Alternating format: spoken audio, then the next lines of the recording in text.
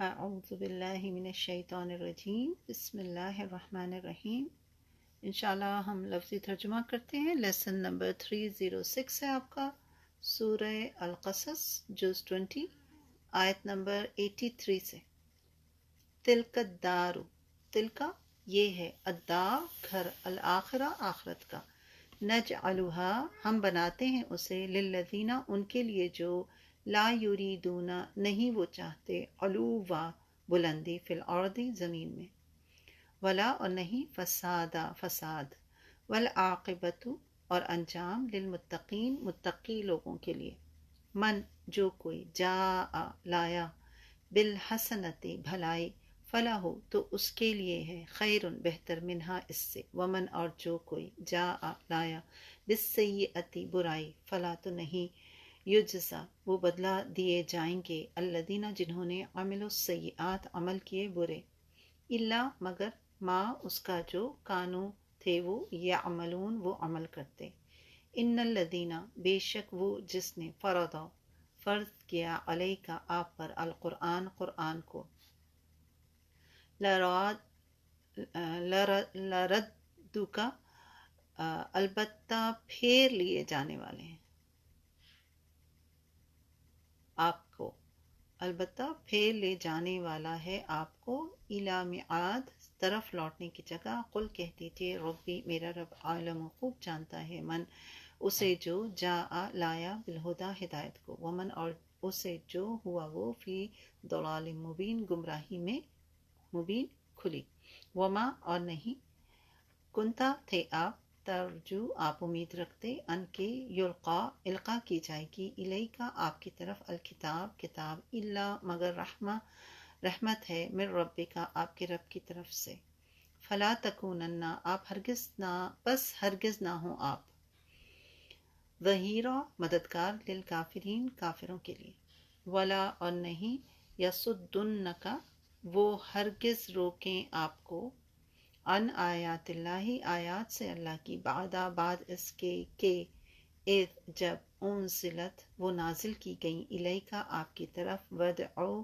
اور دعوت دیجیے، الی ربک اپنے رب کی طرف، ولا تکونن اور ہرگز نہ ہو آپ، من المشرکین مشرکوں میں سے، ولا اور نہ، تدعو آپ پکاریے، مع اللہ ساتھ اللہ کے، الہن کوئی الہ، آخر دوسرا، لا الہ الا ہو نہیں کوئی الہ مگر وہی، کلو ہر شیء چیز، ہالکن ہلاک ہونے والی ہے، الا سوائے، وجہہ اس کے چہرے کے، لہو اسی کے لیے ہے، الحکم حکم، و الیہ اور اسی کی طرف، ترجعون تم پلٹائے جاؤ گے۔ انشاءاللہ انہی آیات کے روٹ ورڈ دیکھتے ہیں ہم، سورہ القصص کی آخری آیات ہیں یہ۔ آیت نمبر 85 میں دیکھیے، لردک را دال سے یعنی لوٹانا پھیرنا، اور 85 ہی میں ہے آپ کا معاد، عود سے، عین واو دال اس کا روٹ ورڈ ہے، یعنی بہترین انجام کی طرف لوٹنا، ٹھیک ہے۔ اور 86 میں دیکھیں آپ، ترجو رجوع سے، یہ تو پتہ ہے آپ کو، را جیم نہیں، را جیم واو ہے، ناٹ رجوع، وہ تو عین ہوتا ہے، یہ ہے را جیم واو، یعنی امید رکھنا یا کسی امیدوار کا ہونا، ٹھیک ہے۔ اور 86 میں ہی ہے ظہیر، یہ میرا خیال ہے پہلی دفعہ شاید آیا ہے یہ ورڈ، ظاہر مددگار کو کہتے ہیں۔ اور 88 میں ہے آپ کے پاس ہالک، ہا لام کاف، ہلاک ہونے والا، فنا ہونے والا۔ انشاءاللہ انہی آیات کی ہم تلاوت سنتے ہیں اور اس کے بعد پھر آگے بڑھیں گے انشاءاللہ۔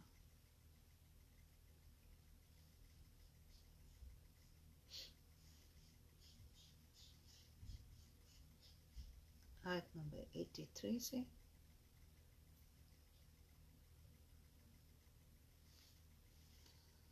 اعوذ باللہ من الشیطان الرجیم، بسم اللہ الرحمن الرحیم۔ تلك الدار الآخرة نجعلها للذين لا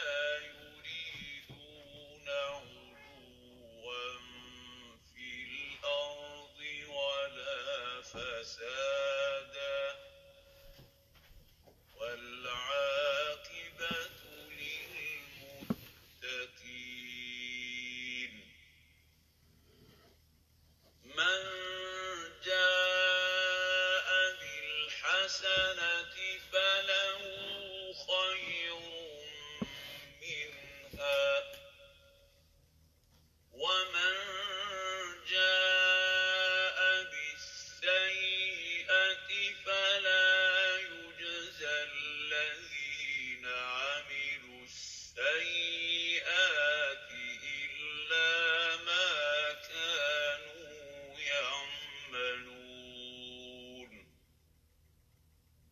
إن الذي فرض عليك القرآن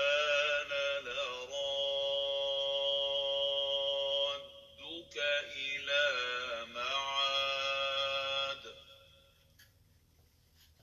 قل ربي أعلم من جاء بالهدى ومن هو في ضلال مبين وما كنت ترجو أن يلقى إليك الكتاب إلا رحمة من ربك فلا تكونن ظهيرا للكافرين لا يصدنك عن آيات الله بعد إذ أنزلت إليك وادع إلى ربك ولا تكونن من المشركين ولا تدع مع الله إلها آخر لا إله إلا هو كل شيء هالك إلا وجهه له الحكم وإليه ترجعون इंशाल्लाह न्यू वर्ड्स देखिए आपने आज की आयत है आपकी, उसमें 90 वर्ड्स हैं जिसमें सिर्फ 2 नए आपके वर्ड हैं, माद और तरजू। तो दोनों ही आसान है, इंशाल्लाह आपको याद करना मुश्किल नहीं होगा इंशाल्लाह। चलिए आगे बढ़ते हैं तफसीर की तरफ।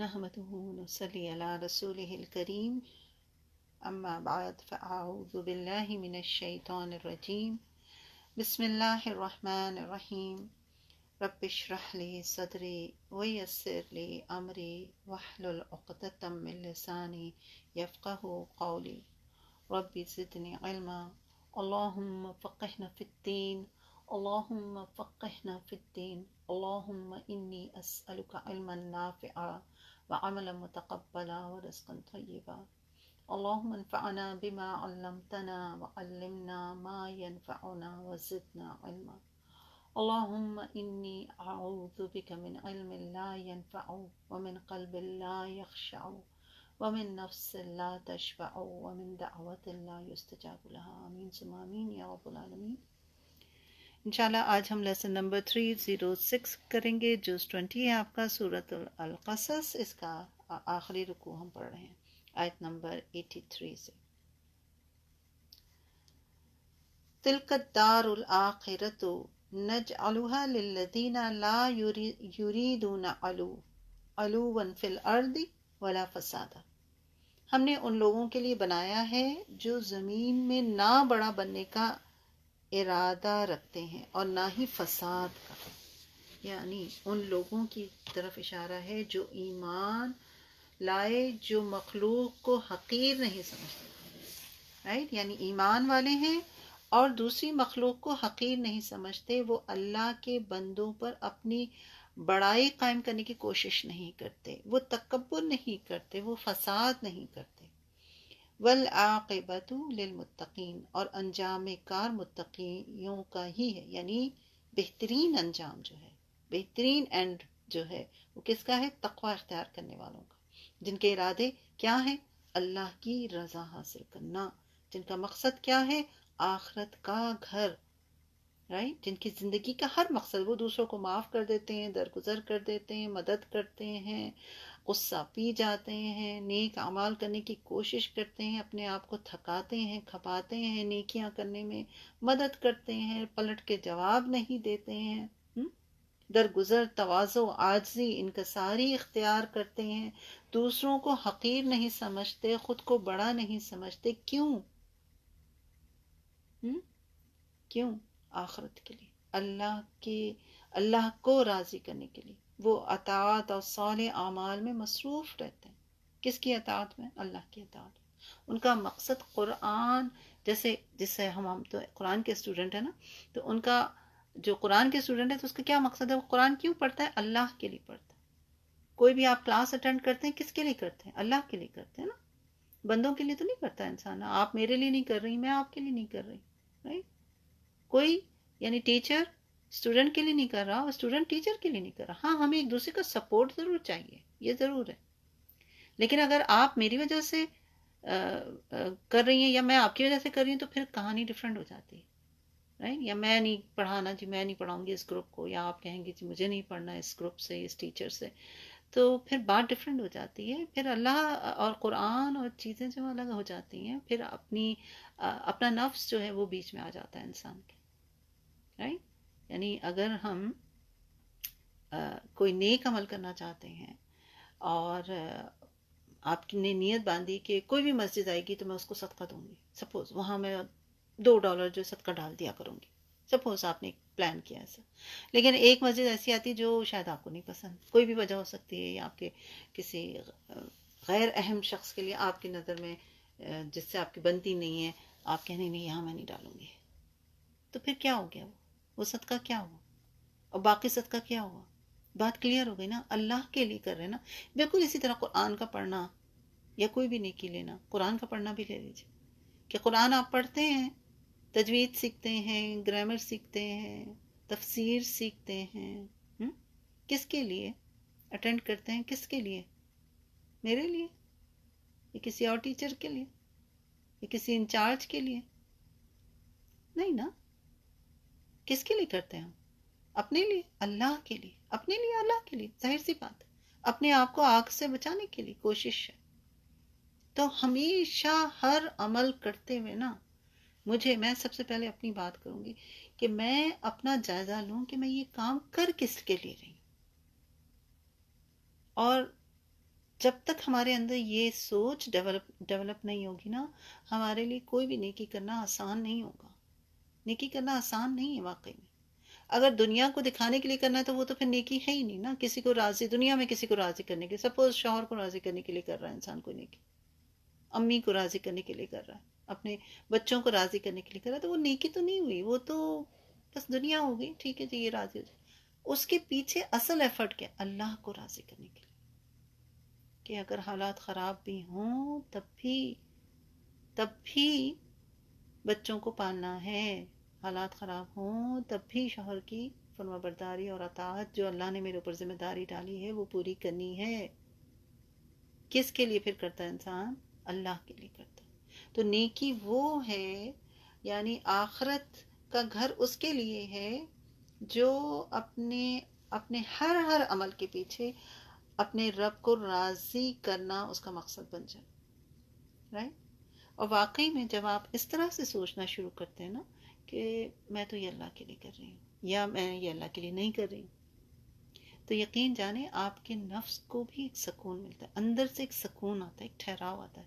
کوئی نہیں، اللہ تعالیٰ نے منع کیا اس لیے مجھے نہیں کرنا، اللہ نے کہا ہے اس لیے مجھے کرنا ہے، نہیں دل چاہ رہا آپ کا لیکن آپ کرتے ہیں، کیوں؟ کیونکہ اللہ نے کہا ہے اس لیے کرنا، رائٹ؟ تو پھر چلنا آسان ہو جاتا ہے، پھر اللہ تعالیٰ کی مدد بھی آتی ہے، غیبی مدد آتی ہے، انسان کو پتہ بھی نہیں چلتا، وہ کر گزر جاتا ہے، رائٹ؟ تو یہاں جو ہے، کیونکہ پیچھے ہم نے جو پڑھا تھا وہ کس کے بارے میں پڑھا تھا؟ قارون کے بارے میں. قارون کا کیا انجام ہوا تھا، کس طرح سے وہ اپنے آپ کو اتراتا تھا، مال و دولت وہ سمجھتا تھا چونکہ مجھے اللہ نے مال و دولت دیا، میں اچھا ہوں، نیک ہوں، اور میرا یہ کارنامہ ہے، اس وجہ سے مجھے یہ مال و دولت ملا تھا. حالانکہ آپ دیکھیں اب جیسے کہ اسی آیت میں آگے جو بات ہو رہی ہے، نجعلھا للذین لا یریدون علوا فی الارض ولا فسادا، ہم نے ان لوگوں کے لیے بنایا ہے جو زمین میں نہ بڑا بننے کا ارادہ کرتے ہیں اور نہ فساد کرتے ہیں. ایک تو بڑا بننے کی بات ہم نے ابھی کر لی تھوڑی سی، تکبر نہیں کرتے، عاجزی اختیار کرتے ہیں، یہ ہوتے ہیں نیک لوگ. اور دوسرا فساد سے مراد کیا ہے؟ کیونکہ پیچھے جو ذکر گزرا تھا وہ قارون کا ذکر گزرا تھا، اور قارون، فساد سے ہمارے دماغ میں کیا تصور آتا ہے کہ کوئی مارم پیٹی، کسی کو مار رہا ہے، کسی کو پیٹ رہا ہے، کسی کے کو ابیوز کیا جا رہا ہے کسی اور طریقے سے، وربلی، فزیکلی، یا پھر کوئی اور ظلم ہو رہا ہے، کسی کی چوری ہو گئی ہے، یا ڈاکہ ڈل گیا ہے، یا زبردستی کسی کے ساتھ زبردستی کی جا رہی ہے. اس قسم کی باتوں کو ہم سمجھتے ہیں کہ یہ فساد ہے. لیکن جب ہم تکبر کرتے ہیں تو وہ بھی کیا ہے؟ فساد. رائٹ؟ وہ بھی کیا ہے؟ وہ بھی فساد ہے. مخلوق کو حقیر سمجھنا کیا ہے؟ فساد ہے. اپنے آپ کو بڑا سمجھنا کیا ہے؟ تکبر ہے، کبریائی ہے، بڑائی ہے، غرور ہے. اور غرور کیا ہے؟ دھوکا ہے. اور دھوکا کیا ہوتا ہے؟ فساد. رائٹ؟ غرور کیا ہے؟ متاع الغرور، ہم نے پڑھا نا، دنیا کا سامان کیا ہے؟ دھوکے کا سامان. متاع الغرور. اور آخرت جو ہے وہ باقی رہنے والی. تو دھوکا کیا ہوتا ہے؟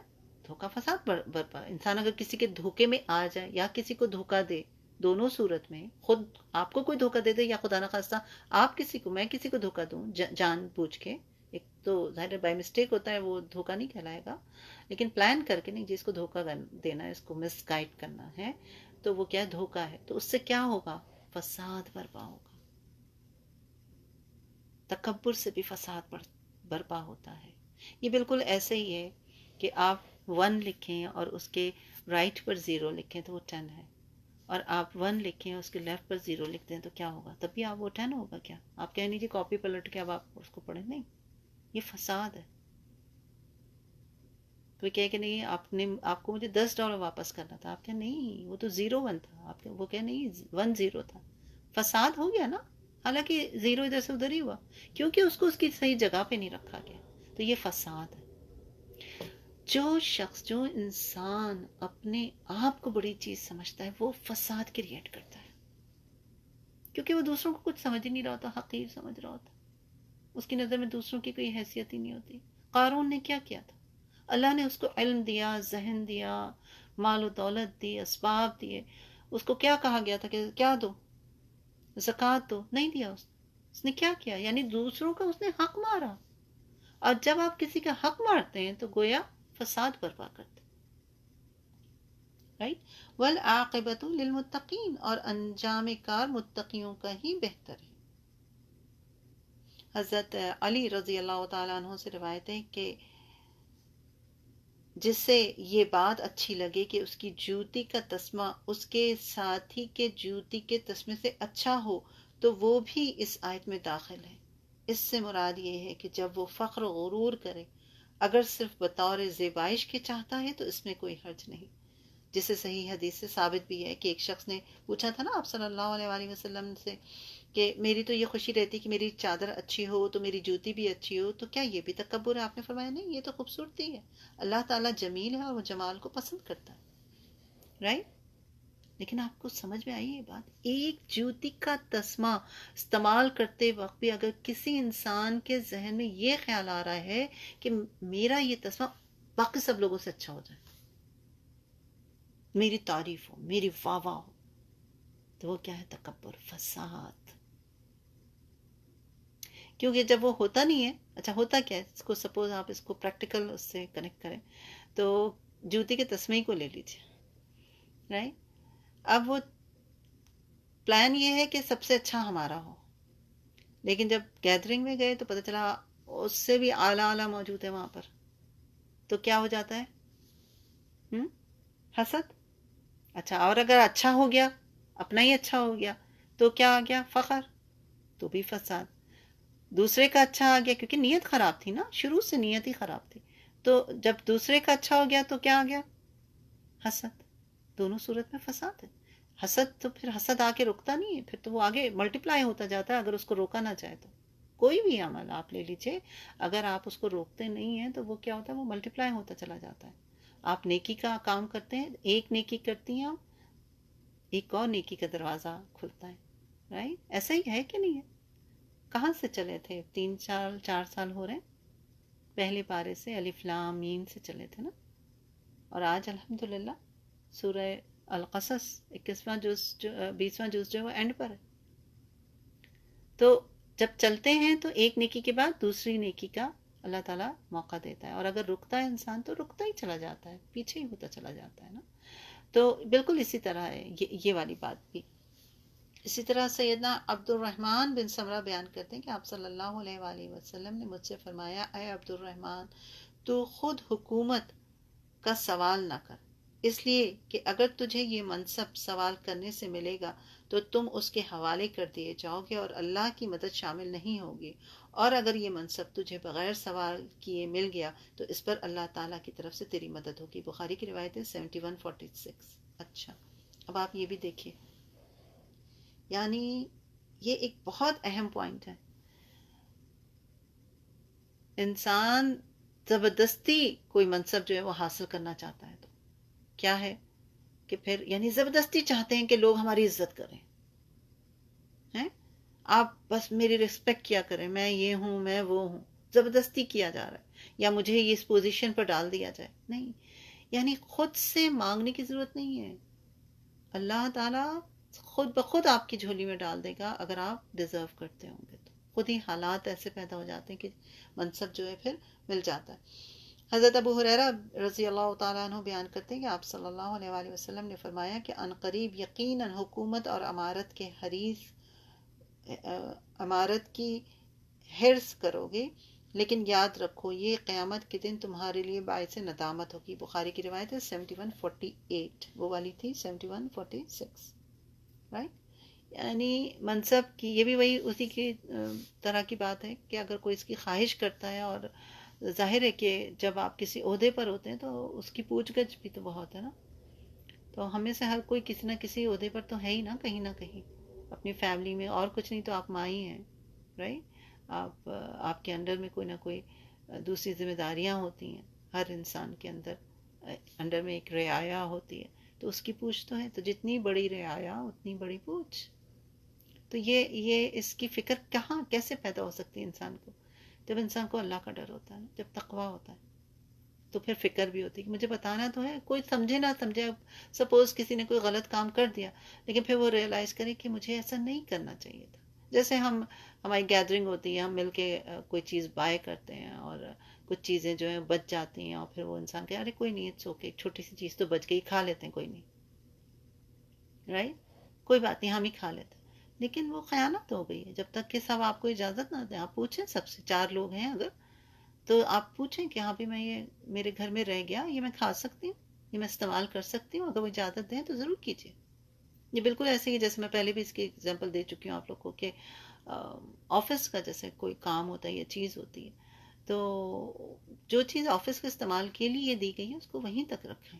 اس کو گھر لا کے رشتہ داروں میں بانٹنے کی ضرورت نہیں ہے. یہ خیانت ہے، یہ خیانت ہے، اس کو محسوس کریں. تو یہ کس کے اندر یہ احساس آ سکتا ہے؟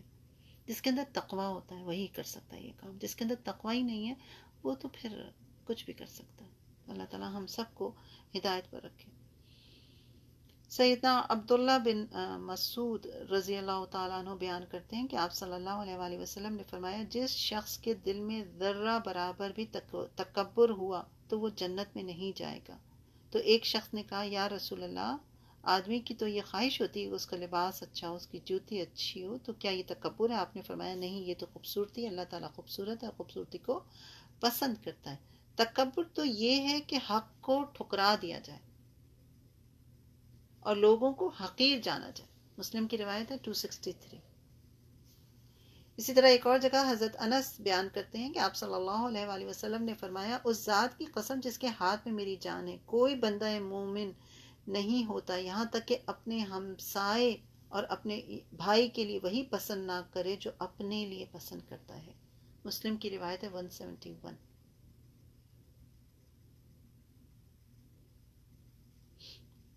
اسی طرح حضرت ابو ذر رضی اللہ تعالیٰ عنہ کا ایک واقعہ آتا ہے کہ ایک شخص جو ہے وہ ان کے گھر میں داخل ہوا، اس نے چاروں طرف جب نظر دوڑائی تو گھر میں اسے کوئی سامان ہی نہیں نظر آیا، تو اس نے تعجب سے پوچھا، اے ابو ذر، آپ کا سامان کہاں ہے؟ فرمایا، ہمارا ایک دوسری جگہ گھر ہے، اچھا سامان ہم وہاں بھیج دیتے ہیں۔ وہ شخص آپ کی مراد سمجھ گیا اور کہنے لگا، ابو ذر، جب تک آپ اس گھر میں ہیں یہاں رہنے کے لیے بھی تو کچھ سامان آپ کے پاس ہونا چاہیے۔ آپ نے فرمایا، گھر کا اصل مالک ہمیں یہاں رہنے نہیں دے گا۔ ایک مرتبہ شام کے گورنر نے 300 دینار آپ کے پاس بھیجے اور یہ پیغام دیا کہ یہ رقم آپ اپنی کسی ضرورت میں استعمال کریں۔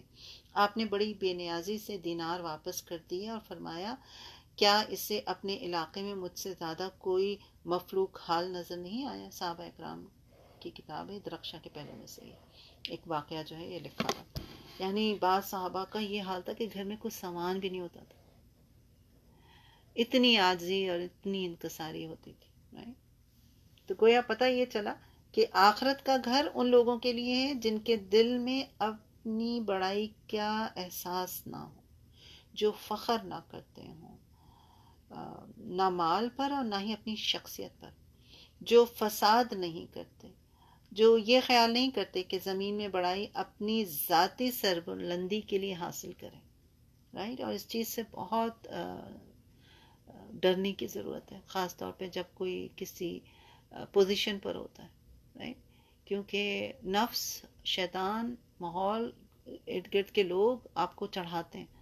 تو اسی لیے کیوں کہا جاتا ہے کہ جب کوئی آپ کی بہت تعریف کرنے لگا کرے تو اس کو فوراً روکنا چاہیے، کیونکہ نفس کو یہ بھلا لگتا ہے اور پھر نفس اس کا عادی ہونے لگتا ہے اور مقصد جو ہے اصل وہ بھول جاتا ہے۔ دوسرا یہ کہ جب آپ کوئی بھی نیک کام کرتے ہیں تو اسٹارٹ بڑی اچھی نیت سے ہوتا ہے، لیکن مڈل میں کہیں نہ کہیں کوئی نہ کوئی ایک ٹائم ایسا آتا ہے کہ جب انسان اپنی اصل بات کو بھول ہی جاتا ہے۔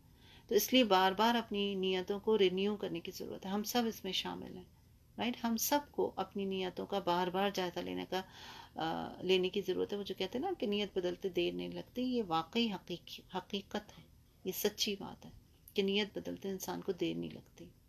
اللہ تعالیٰ اپنی حفاظت میں رکھے۔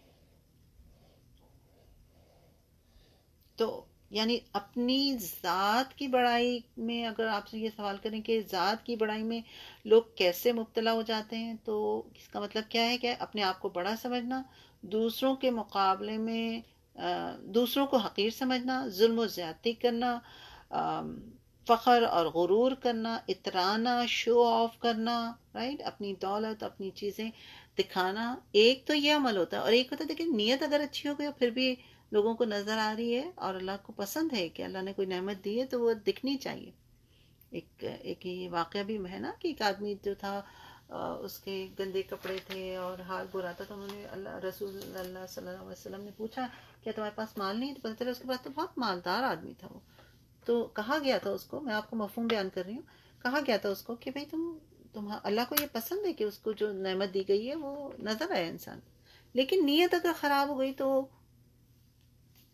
پھر گناہ ہو گیا، اور کتنا سخت گناہ آ جاتا ہے۔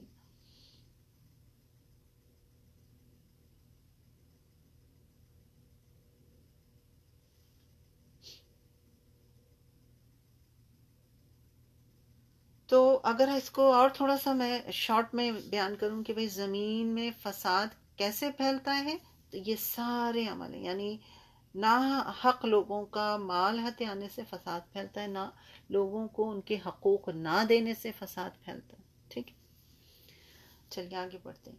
من جاء بالحسنۃ فلہ خیر منہا، جو کوئی نیکی لے کر آئے گا تو اس کے لیے اس سے بہتر ہے، یعنی جو شخص نیکی لے کر آئے گا اسے 10 گنا ثواب ملے گا، رائٹ۔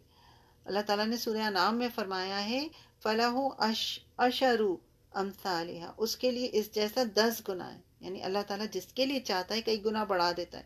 سورہ البقرہ میں پڑھا ہے نا آپ نے، واللہ یضاعف لمن یشاء واللہ واسع علیم، اور اللہ جس کے لیے چاہتا ہے کئی گنا بڑھا دیتا ہے، اور اللہ تعالیٰ بڑی وسعت والا ہے.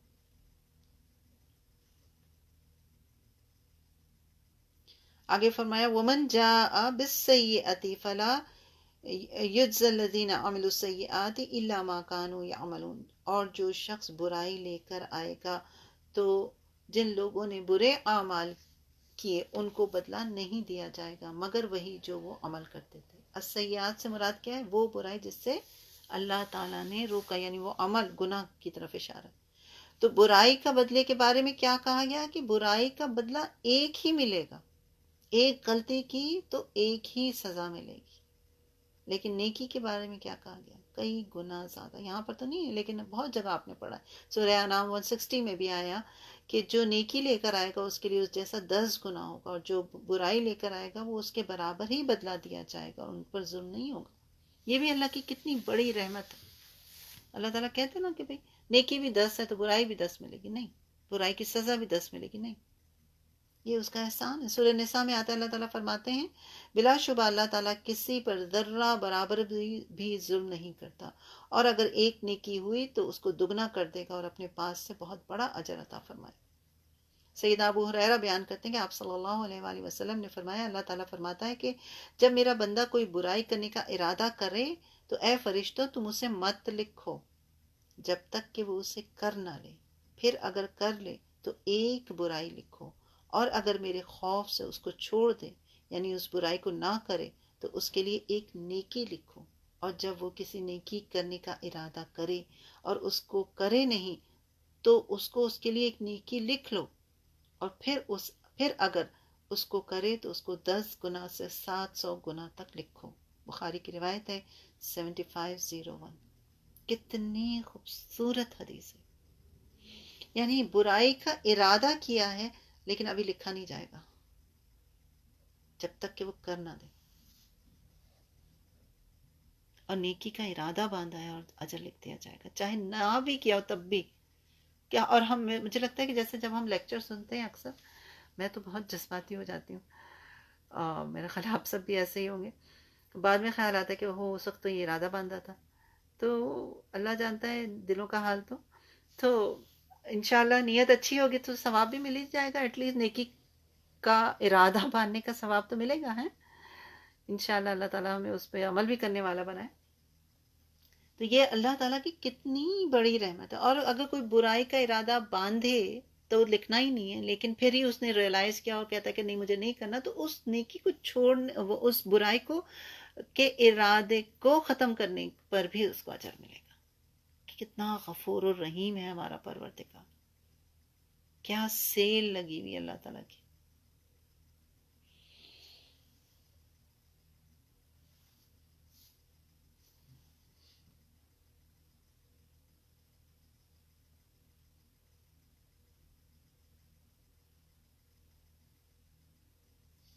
ایٹی 85 میں دیکھیے ان الذین فرض علیک القرآن، یقیناً جس نے آپ پر قرآن کو فرض کیا. یعنی اس سے مراد قرآن مجید کی تلاوت کا فرض ہونا ہے. بعض نے کہا کہ اس سے مراد قرآن کی تعلیم دینے کا فرض ہونا ہے، اور بعض نے کہا کہ اس سے مراد قرآن کے ذریعے تزکیہ کرنے کے عمل کا فرض ہونا ہے. یعنی جو لوگ ایمان لے آئیں ان کی تربیت کرنا فرض. اور بعد نے کہا کہ قرآن مجید کی دعوت و تبلیغ کا فرض ہونا مراد ہے یہاں پر. یعنی جس ہستی نے آپ صلی اللہ علیہ وآلہ وسلم پر قرآن نازل کیا اس میں احکامات فرض کیے، حلال اور حرام کو واضح کیا، آپ کو اسے یعنی صلی اللہ علیہ وآلہ وسلم کو اسے تمام لوگوں تک پہنچانے کا حکم دیا گیا. یہاں پر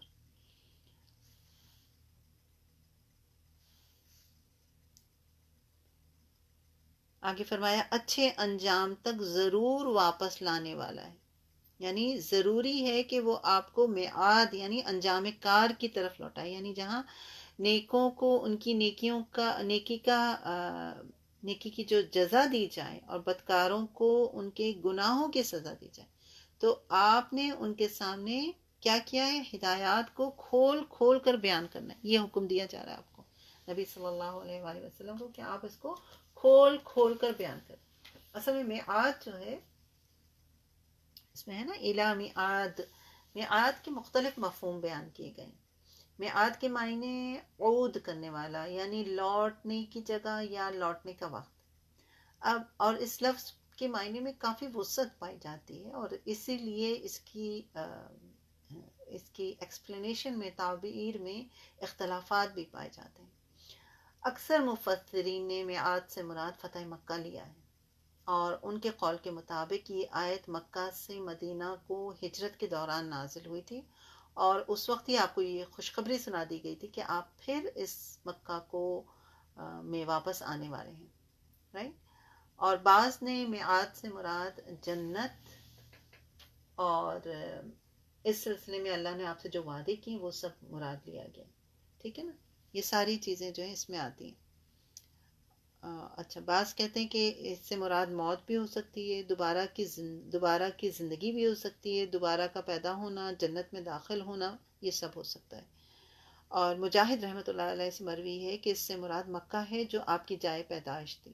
حضرت دھاکہ کہتے ہیں کہ جب نبی صلی اللہ علیہ وآلہ وسلم مکہ سے نکلے، ابھی جحفہ میں ہی تھے کہ آپ کے دل میں مکہ کا شوق پیدا ہوا، تب یہ آیت اتری اور آپ سے وعدہ ہوا کہ آپ مکہ واپس پہنچائے جائیں گے.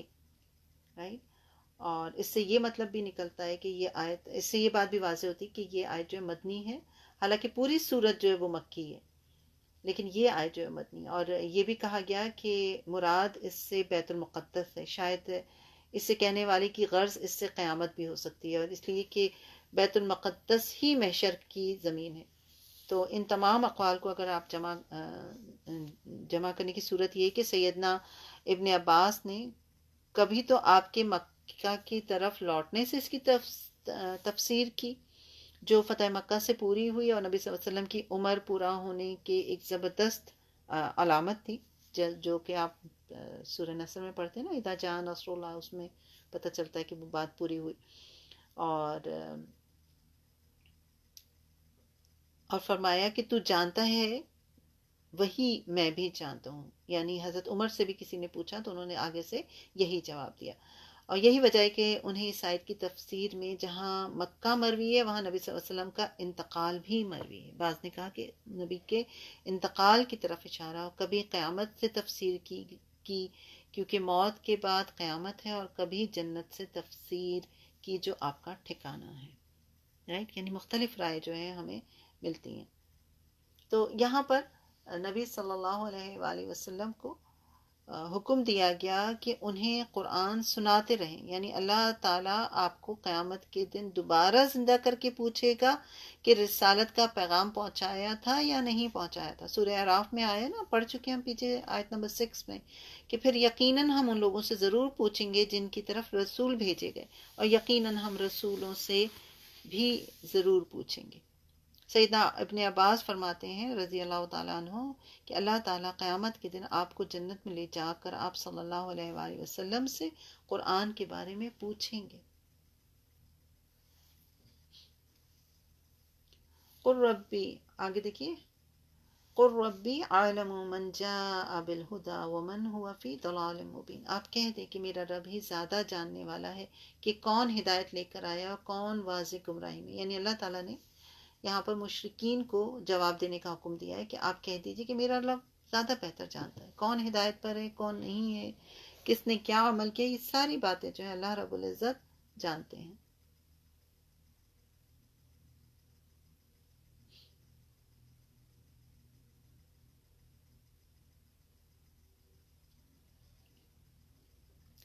کیا ہے؟ قل ربی عالم من جاء بالہدی. اچھا، بعض تفاسیر میں کہ یہ پیشن گوئی ہے کہ آپ کا رب آپ کو اسی مکہ میں فاتحانہ طور پر پہنچائے گا. ٹھیک ہے نا.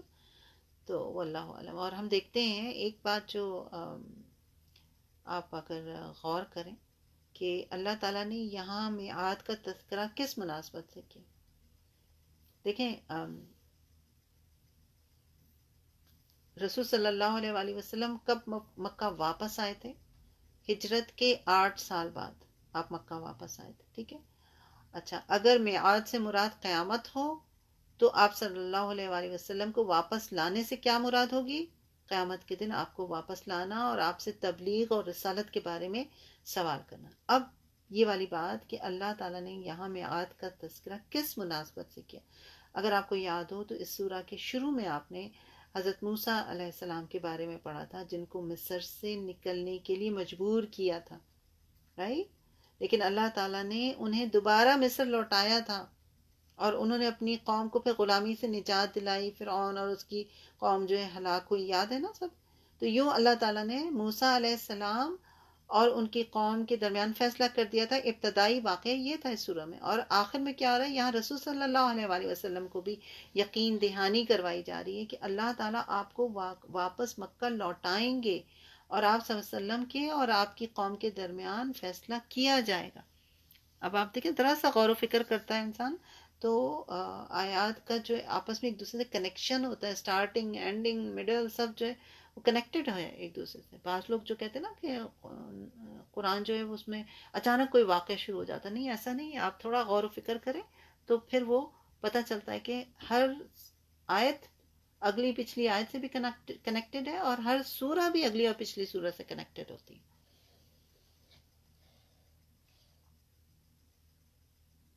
آگے فرمایا وما كنت ترجو ان يلقى اليك الكتاب، اور آپ یہ امید نہ رکھتے تھے کہ آپ پر کتاب اتاری جائے گی. یعنی اللہ رب العزت نے اپنے رسول کو ان پر جو اللہ نے عظیم نعمت عطا کی تھی وہ یاد دلائی کہ وہی نازل ہونے سے پہلے آپ کو گمان بھی نہیں تھا کہ آپ پر آسمان سے وہی نازل ہوگی، رائٹ؟ اور نہ ہی آپ اس کے لیے تیار تھے. تو اس آیت سے واضح طور پر معلوم ہوا کہ کسی نبی کو بھی نبوت ملنے سے پہلے یہ معلوم نہیں ہوتا تھا کہ اسے نبوت عطا کی جائے گی. آپ پھر دوبارہ موسیٰ علیہ السلام کی نبوت والا واقعہ لے کر آئیے، اور قرآن پاک میں متعدد بار آیا کہ کس طرح وہ ایک اندھیری اور ٹھنڈی رات کو راستہ جو ہے وہ بھول گئے تھے اور آگ کی تلاش میں نکلے تو اللہ تعالیٰ نے آپ کو بلا کر نبوت سے سرفراز کیا تھا. بالکل یہی صورت حال آپ صلی اللہ علیہ وآلہ وسلم کے ساتھ بھی تھے. آپ غار حرا میں تھے، پھر رسول صلی اللہ علیہ وآلہ وسلم گھر تشریف لائے تو وہی کی جلال کی وجہ سے کہا جاتا ہے کہ آپ کے شانہ مبارک اور گردن کے درمیان کا گوشت جو ہے وہ کانپ رہا تھا، یعنی اتنا خوف تھا آپ کے اوپر.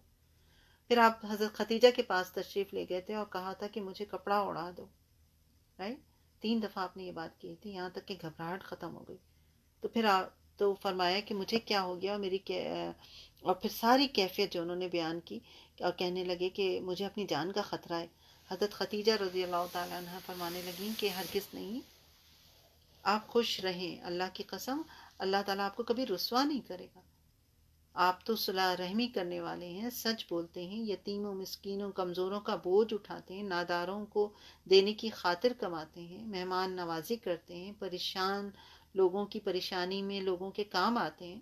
اس کے بعد حضرت خدیجہ آپ صلی اللہ علیہ وآلہ وسلم کو اپنے چچا زاد بھائی ورقہ بن نوفل جو ہیں ان کے پاس لے کے گئی تھی. اور ورقہ جو ہیں دور جاہلیت میں اسلام سے قبل نصرانی ہو چکے تھے. وہ عربی زبان لکھنا جانتے تھے، انجیل کو عربی زبان میں جتنا اللہ کو منظور ہوتا لکھتے تھے. بہت بوڑھے تھے، نابینا ہو گئے تھے. اور حضرت خدیجہ نے ورقہ سے کہا اے چچا جان، ایکچولی وہ آپ کے کزن تھے لیکن ان کی بزرگی کی وجہ سے اس طرح خطاب کیا، اصل میں تو وہ آپ کے چچا زاد بھائی تھے. کہتے ہیں کہ اپنے بھتیجے کی بات سنیے، یعنی حضرت خدیجہ نے کہا تھا. تو ورقہ نے آپ صلی اللہ علیہ وسلم کو خطاب کر کے کہا اے بھتیجے تم کیا دیکھتے ہو؟ تو رسول صلی اللہ علیہ وسلم نے جو کچھ دیکھا تھا اس کو انہوں نے بتا دیا.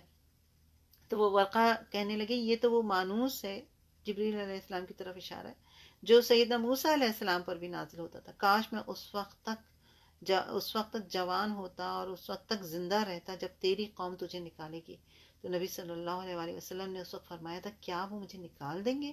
ورقہ نے کہا ہاں، جو بھی آپ جیسا نبی بن کر دنیا میں آیا لوگ اس کے دشمن ہو گئے، اگر میں اس وقت تک زندہ رہا تو میں تمہاری بھرپور مدد کروں گا. صحیح مسلم کی روایت ہے 403.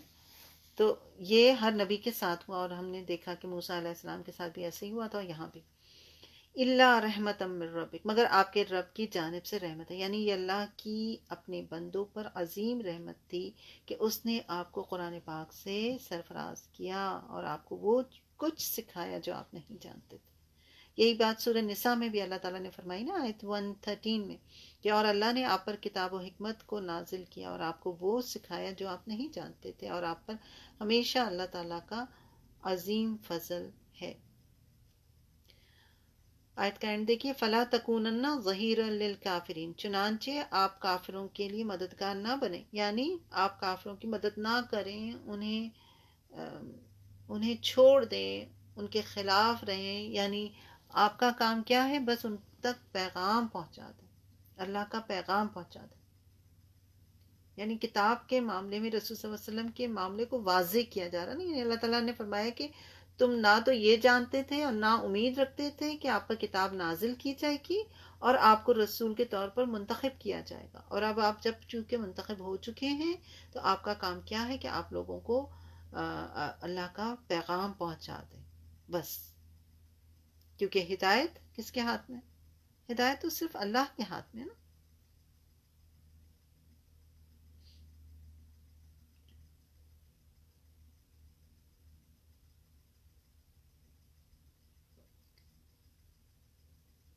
تو یہ والی جو آیت ہے نا، یہی آپ کی 86 کر رہے ہیں نا۔ تو اس میں بیسیکلی یہ آیت رسول صلی اللہ علیہ وآلہ وسلم کے اللہ کا سچا رسول ہونے کی زبردست دلیل ہے، کیونکہ اس میں بتایا گیا ہے کہ رسالت اور نبوت صرف اللہ کا انتخاب ہے، وہ جنہیں چنتا ہے انہیں تک خبر نہیں ہوتی ہے کہ انہیں کتنی بڑی دولت نعمت ملنے والی ہے، رائٹ؟ اور جو یہ نبوت کے جھوٹے دعوے داروں کا طریقہ ہوتا ہے نا، کتنے جھوٹے دعوے دار موجود ہوتے ہیں نا، آج بھی ہم کبھی کبھی سننے کو مل جاتا ہے، وہ پہلے ہی اپنی نبوت کا اشتہار جو ہے وہ شروع کر دیتے ہیں۔ اس صورت میں بھی دیکھیں، موسیٰ علیہ السلام کا واقعہ جو تھا وہ بھی ہم نے پڑھا، وہ بھی اچانک ہوا، موسیٰ علیہ السلام کے وہم و گمان میں بھی نہیں تھا، اور آپ صلی اللہ علیہ وسلم کے پاس بھی ایسے ہی ہوا، اچانک ہوا، آپ کے بھی وہم و گمان میں بھی نہیں تھا۔ اور دلیل کے طور پر کئی جگہ یہ بات بھی کی گئی ہے کہ ایک امی شخص جس کی عمر کے 40 سال سب کے سامنے گزرے ہوں، جو نہ لکھنا جانتا ہے نہ پڑھنا جانتا ہے، جو صادق اور امین ہے، بہترین اخلاق کا مالک ہے، مگر نہ کسی کے خیال میں یہ بات آئی تھی، نہ ان کے اپنے دل میں یہ خیال آیا تھا کہ انہیں اللہ تعالیٰ اتنی بڑی نعمت عطا فرمائیں گے۔ تو اللہ تعالیٰ نے کتاب اور نبوت عطا کر کے نبی صلی اللہ علیہ وسلم کو یہ بات یاد بھی دلائی اور یہ احساس بھی دلایا کہ آپ کا کام کیا ہے کہ بس آپ لوگوں تک پیغام پہنچا دیں۔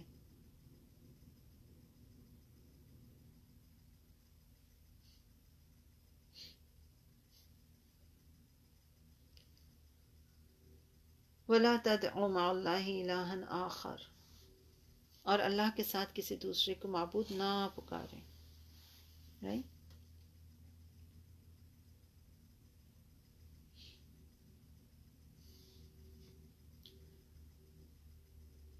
اپنی عبادت کو کیا کرنا ہے؟ اپنے لیے بھی اس آیت کو لیجئے نا، صرف ایسے نہ سوچیں ہم لوگ کہ یہ نبی کو کہا جا رہا ہے، ظاہر ہے انہوں نے تو کسی کے ساتھ پکارنا ہی نہیں تھا اللہ کے علاوہ کسی کو، لیکن ہمارے لیے بھی ہے کہ اپنی عبادت کو اللہ کے لیے خالص کیا جائے اور کسی اور کی عبادت نہ کی جائے، کسی اور سے نہ مانگا جائے، کسی اور کے نام کی قربانی نہ کی جائے، رائٹ؟ اس سے مراد یہ ہے کہ کسی اور کی نہ عبادت کی جائے، نہ کسی سے مانگا جائے، نہ کسی کے نام کی نذر و نیاز چڑھائی جائے، نہ ہی کسی کے نام کی قربانیاں کی جائیں۔ بہت زیادہ اس کا نا ہمیں دھیان رکھنے کی ضرورت ہے، یہ نذر و نیاز ہونا اور اس طرح سے غیر اللہ کے نام پہ کوئی چیز ہوتا نا لوگ بھیجتے ہیں، تو نہیں، آپ اس کو کنفرم کریں کہ یہ نذر و نیاز والا تو نہیں ہے، ٹھیک ہے؟ کیونکہ یہ سب چیزیں جو ہیں شرک میں آ جاتی ہیں، پھر بچنے کی ضرورت ہے ان سے، کیونکہ یہاں پر دیکھیں قرآن میں پکارنے کی بات کی گئی ہے، کیونکہ غیر اللہ سے مدد مانگی جاتی ہے، ان سے فریاد کی جاتی ہے، ان سے دعائیں اور التجائیں کی جاتی ہیں، ان کو مافوق الاسباب طریقے سے پکارا جاتا ہے. جبکہ یہاں بات کیا ہو رہی ہے؟ لا الہ الا ہو، اس کے سوا کوئی معبود نہیں، یعنی اللہ کی کامل اور ہمیشہ باقی رہنے والی ہستی. کوئی ہستی ایسی نہیں ہے جو اللہ کی ذات کے برابر کھڑی ہو سکے. رائٹ؟ لہٰذا کرنے کا کام کیا ہے کہ جو الہ ہے اسی کی عبادت کی جائے، اس سے محبت کی جائے. یہی بات سورہ مزمل آیت 9 میں بھی فرمایا کہ اس کے سوا کوئی معبود نہیں، چنانچہ اسی کو اپنا وکیل بناؤ. رائٹ؟ آگے فرمایا کل شیء ہالک الا وجہہ، ہر چیز ہلاک ہونے والی ہے سوائے اس کے چہرے سے. سبحان اللہ، کتنی خوبصورت یہ بات ہے نا. کل شیء ہالک الا وجہہ، ہر چیز ہلاک ہونے والی ہے سوائے اللہ کے چہرے کے. سے مراد اللہ کی ذات ہے، یعنی ہر چیز ختم ہو جائے گی، خواہ وہ زمین میں ہو یا آسمانوں میں ہو، خواہ ہم جانتے ہو یا نہیں، یا زمین کے اندر ہو، کہیں بھی. انسان کی ذات ہو، اس کا مال ہو، اس کی اولاد ہو، اس کا اقتدار ہو، زندگی ہو، سامان زندگی ہو، کچھ بھی باقی نہیں رہنے والا ہے. اب سوچیں، میں تو واقعی کبھی خیال آتا ہے کہ آج سے 50 سال پیچھے چلے جائیں یا 50 سال آگے کا سوچنے لگیں. کہاں گئے وہ 50 سال والے؟ بہت سے لوگ جو ہیں وہ غائب، کوئی یاد بھی نہیں کرتا ان کو. 50 تو میں شاید زیادہ ہی بول رہی ہوں. چند سال ہوتا ہے کسی کے انتقال کو، اپنے کسی پیارے کے انتقال کو انسان بھول جاتا ہے، بھولنے لگتا ہے. جن کو روز صبح شام جن کے لیے آنسو بہ رہے تھے، وہ پھر یاد بھی نہیں آتے، مہینوں نہیں یاد آتے. بھول کے بیٹھا ہوتا ہے انسان جیسے تھے ہی نہیں.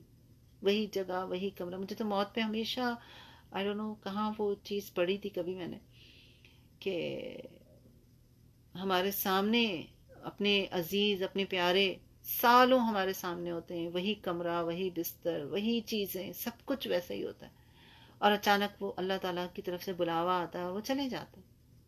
رائٹ؟ لیکن کچھ دن تو ایک بے یقینی سی رہتی ہے، ہوتے ہوتے ہوتے ایک وقت ایسا آتا ہے سب کچھ وہی ہوتا ہے سوائے اس بندے کے، وہ بندہ یاد بھی نہیں آتا ہے. میں اس چیز کو بڑی شدت سے محسوس کرتی ہوں جب میں خود پاکستان جاتی ہوں اور اپنے والد کو جہاں دیکھتی تھی میں بیٹھتے اٹھتے. پہلی دفعہ گئی تھی تو مجھے بڑا شدت سے بار بار یاد آتے تھے. اس کے بعد جب بھی گئی یاد تو آتی تھی، بٹ وہ کیفیت نہیں رہتی. وہی چیزیں، وہی جگہ، وہی بیڈ، وہی صوفہ، وہی ٹیبل چیئر، سب کچھ وہی ہے، وہیں رکھا ہوا ہے سب کچھ ایز اٹ از، لیکن نہیں یاد آتا انسان کو. تو انسان کا تو یہ حال ہے کہ اپنی اولاد ہی بھول جاتی ہے، وہ بات نہیں رہتی. جیسے انسان زندگی میں تصور بھی نہیں کرنا چاہتا، لیکن ایک وقت ایسا آتا ہے کہ ایسا ہوتا ہے. رائٹ؟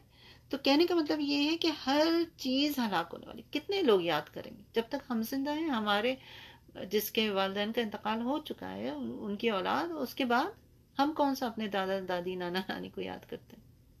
دیکھا بھی نہیں. رائٹ؟ بعض نے تو دیکھا بھی نہیں. تو کہنے کا مطلب یہ ہے کہ اسی طرح میں اور آپ بھی ہلاک ہو جائیں گے، ختم ہو جائیں گے. کوئی یاد کرنے والا بھی نہیں ہوگا، اور اگر کرے بھی تو کیا، سو وٹ. کسی دنیا میں کوئی ناموری کسی کی ہو بھی جائے، اگر اچھی ناموری نہ ہو ہے وہ، تو کیا فرق پڑتا ہے اس سے؟ رائٹ؟ کیونکہ اپنے ساتھ تو اپنے اعمال ہی جانے والے ہیں، اور تو کچھ بھی نہیں ہے نا. سورہ آل عمران میں 185 میں کل نفس ذائقۃ الموت، ہر شخص نے موت کا مزہ چکھنا. ہر نفس جس کے اندر جان ہے اس نے موت کا مزہ چکھنا ہی چکھنا. سورہ رحمان آیت 26-27 میں آیا کل من علیہا فان ویبقى وجہ ربک ذو الجلال والاکرام. جو زمین پر ہے ہر ایک چیز فانی ہے، اور آپ کے رب ہی کا چہرہ باقی رہ جائے گا جو بڑی شان والا اور عزت والا ہے. گویا پتہ یہ چلا کہ اللہ کے سوا ہر چیز ہلاک ہونے والی. لہذا ہلاک ہستیوں کی عبادت کیسے کی جا سکتی ہے؟ کیسا شیطان نے انسان کو ورغلایا ہوا ہے، کیسا انسان شیطان کی شکنجے میں ہے کہ اللہ کو چھوڑ کر غیر اللہ کے پیچھے بھاگتا ہے. سکون کہاں ڈھونڈ رہا ہوتا ہے انسان؟ غیر اللہ کے پاس۔ سیدنا ابو ہریرہ نے بیان کیا کہ نبی صلی اللہ علیہ وآلہ وسلم نے فرمایا سب سے سچی بات جو کہ کوئی شاعر کہہ سکتا تھا وہ لبید شاعر نے کہی، ہاں اللہ کے سوا ہر چیز باطل ہے۔ یہ امیہ بن ابی الصلیت جاہلیت کا ایک شاعر تھا جو مسلمان ہونے کے قریب تھا، بخاری کی روایت ہے 3841۔ وَإِلَيْهِ تُرْجَعُونَ، اور تم اسی کی طرف لوٹائے جاؤ گے۔ کس کی طرف؟ اللہ کی طرف۔ اور اللہ کی طرف لوٹائے جانے کا سبب نیکوں کو ان کی نیکی کی جزا دینا اور بروں کو ان کی برائی کی سزا دینا، یعنی اللہ کی طرف ہر کوئی اپنے انجام کو پہنچنے کے لیے لوٹایا جائے گا۔ یعنی اللہ تعالیٰ کی ذات کے سوا ہر چیز کے فنا ہونے کا تصور دے کے اللہ تعالیٰ نے کیا احساس دلایا ہمیں؟ ایکچولی کیا میسج ہے؟ یہ جو مال ہے نا، یہ جو اقتدار ہے، یہ جو نام ہے، جو شہرت ہے، یہ جو حسن ہے، یہ جو خوبصورتی ہے، یہ جو صحت ہے، یہ تندرستی ہے، یہ بچے ہیں، یہ معلومات ہے، یہ جو بھی طاقت اور صلاحیت ہے، سٹیٹس ہے، کچھ بھی سب کیا ہے؟ فنا ہو جانے والا۔ کچھ بھی اٹھا لیں آپ، کچھ بھی فنا ہونے جانے والا۔ اور اس کو سمجھنا آسان کیسا ہوتا ہے؟ کیونکہ ہمیں یقین ہی نہیں آتا، ہم دوسروں کی موت کا سنتے لگتا ہے ہمیں مرنا ہی نہیں، وہ کیفیت نہیں آتی نا۔ لیکن جب ہم نہیں تھے تو کہاں تھے؟ جب یوں سوچنے لگتا ہے نا تو انسان تھوڑا اندر سے ہلتا ہے، واقعی میں کہاں تھی جب میں پیدا نہیں ہوئی تھی؟ کہاں تھے ہم ہسٹری اٹھاتے ہیں تو ہم کہاں تھے اس وقت؟ تو اسی طرح بالکل ایسے ایک وقت ایسا آئے گا جب ہم نہیں ہوں گے، تو ہمارے کام کیا ہونے والی چیز ہے؟ اعمال، نیک اعمال۔ اللہ تعالیٰ ہمیں نیک اعمال کرنے کی توفیق عطا فرمائے، آمین ثم آمین یا رب العالمین۔ تلاوت سنتے ہیں انشاءاللہ، انہی آیات کی غور سے سنیے۔ بہت تھوڑی سی آیات ہیں لیکن بہت ہی واقعی میں ہلا دینے والی آیات ہی ہیں، اور میں اسی لیے قاری خلیل حسیری کی تلاوت لگا رہی ہوں تاکہ آپ لوگ توجہ سے سنیں، ایک ایک لفظ کو جذب کرنے کی کوشش کریں، اپنے اندر اتارنے کی کوشش کریں انشاءاللہ۔ بسم اللہ الرحمن الرحیم۔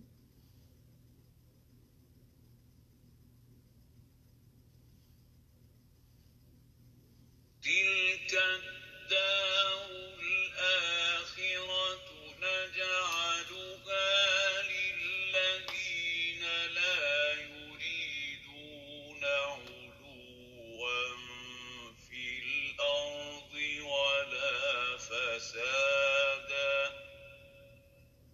والعاقبة للمتقين. من جاء بالحسنة فله خير منها ومن جاء بالسيئة فلا يجزى الذين عملوا السيئات إلا ما كانوا يعملون. إن الذي فرض عليك القرآن لرادك إلى معاد قل ربي أعلم من جاء بالهدى ومن هو في ضلال مبين. وما كنت ترجو أن يلقى إليك الكتاب إلا عصر إن الإنسان لفي خسر إلا الذين آمنوا وعملوا الصالحات وتواصوا بالحق وتواصوا بالصبر۔ نبی صلی اللہ علیہ وآلہ وسلم دعا کیا کرتے تھے، ہم بھی ایک دعا کرتے ہیں، اس کا ترجمہ ہے کہ اے اللہ ہم تیری عزت کی پناہ چاہتے ہیں، تو وہ ہے کہ تیرے سوا کوئی عبادت کے لائق نہیں، تو کبھی نہیں مرتا جبکہ جن اور انسان مر جاتے ہیں۔ اللہ تعالیٰ سے دعا ہے کہ اللہ تعالیٰ ہمیں نیکیوں پر چلنے کی توفیق عطا فرمائے، ہر برائی اور گمراہی سے محفوظ رکھے، ہمیں قرآن پاک کو پڑھنے، سمجھنے اور اس پر عمل کرنے والا بنائے۔ آمین ثم آمین یا رب العالمین۔ اللہ سے دعا ہے کہ ہم نے جو بھی غلطیاں کی، جو بھی کمی بیشی ہوئی، اللہ تعالیٰ اس کو اپنی رحمت سے معاف فرما دے اور ہم سب کو ہدایت پہ رکھیں۔ جس کی جو دعائیں ہیں وہ قبول فرما، جس کے لیے جو پریشانیاں ہیں اللہ تعالیٰ انہیں اس سے نکالیں۔ کچھ بہنوں نے دعاؤں کا کہا ہے، اللہ تعالیٰ ان سب کے حق میں دعاؤں کو قبول فرما، ان کے رشتہ داروں کو صحت اور تندرستی عطا فرما اور ہر بلا سے اور ہر فتنے سے محفوظ رکھ۔ آمین ثم آمین یا رب العالمین۔ سبحانک اللہم و بحمدک، نشہد ان لا الہ الا انت، نستغفرک و نتوب الیک۔ السلام علیکم ورحمۃ اللہ وبرکاتہ۔